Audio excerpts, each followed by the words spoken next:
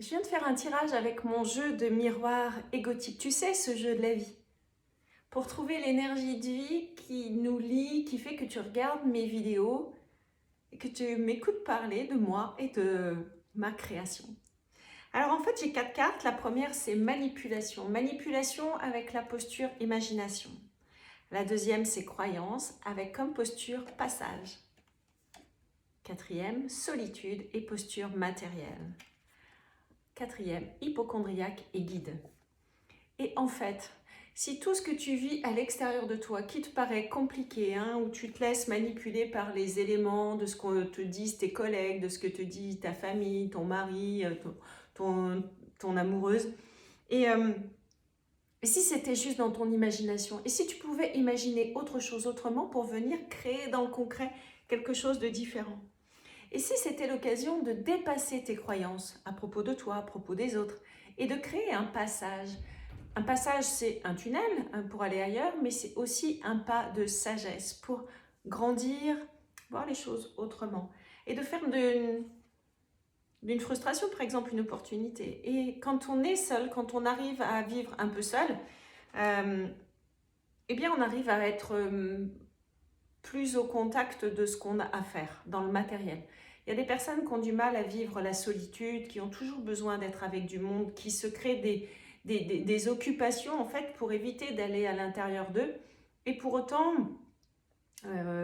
quelqu'un qui m'est très proche essaie aujourd'hui d'accueillir la solitude le soir parce que il s'est rendu compte en fait que c'est important pour lui d'aller contacter vraiment qui il est, ce qu'il a envie de faire.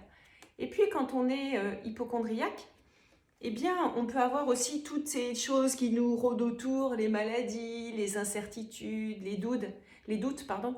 Et quand on écoute, finalement, ce sont des guides aussi. Parce que quand tu as mal, quand ton corps t'envoie un message, moi je travaille sur le langage du corps, quand ton corps envoie un message en disant tu as mal au ventre, tu es ballonné, qu'est-ce qui te gonfle dans ton quotidien?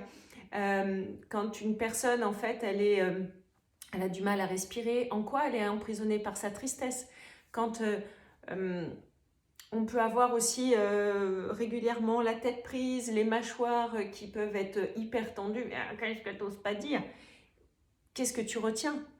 Eh bien, si le corps est libre de mouvement, libre de tension, libre d'être qui il est et que l'énergie de vie circule dans l'excellence de l'amour, eh ben en fait, ça devient facile. Alors, je ne te dis pas que la vie est un long fleuve tranquille, c'est ok ça.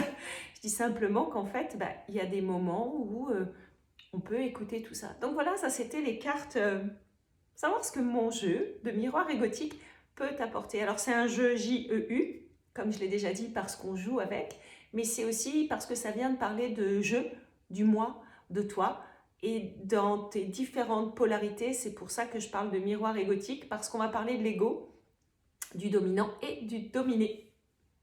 À bientôt!